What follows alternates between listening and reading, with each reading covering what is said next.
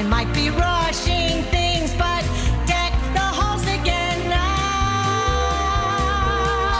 For we need a little Christmas right this very minute. Candles in the window, carols at the spinning. Yes, we need a little Christmas right this very minute. It hasn't snowed a single flurry, but Santa dear, we're in a hurry.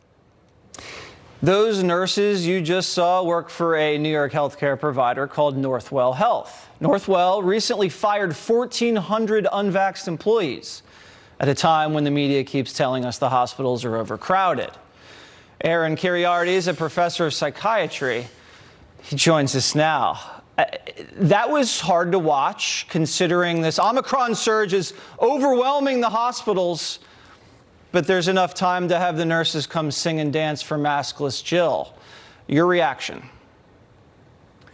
So I'm glad that our political leaders want to honor nurses at this time. They've been through a lot in the last 2 years, but I also found this hard to watch. And I know the nurses from my own institution who have likewise been fired would be really disgusted by this number. It was very tone deaf. I mean, you've got a kind of Rodgers and Hammerstein, corny musical theater and Scrubs escapade here that is light years removed from the realities on the ground. Not only the nurses being unjustly fired for choosing to exercise their right of informed consent and their right of informed refusal for medical interventions, but even the nurses who didn't get fired and are still working, they have been dealing with harsh realities on the ground for 2 years now, long periods of time where they were caring for dying patients, where families were not able to visit, and they were trying to console those people.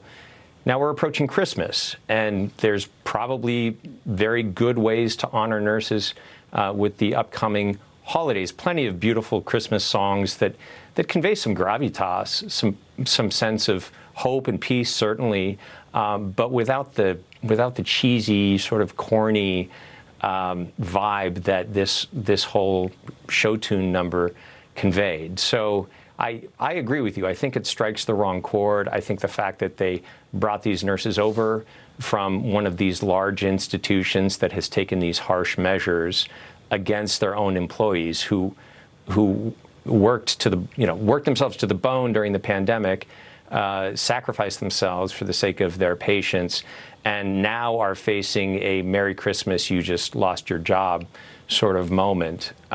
It sort of adds insult to injury. It does. You're fired because you've chosen to exercise your medical liberty, but you good little boys and girls, we're going to fly you to the White House so you can put on a show for the First Lady. It trivializes the actual great work that the nurses do, and they do great work, and they're working around the clock, and we're very, very grateful for that.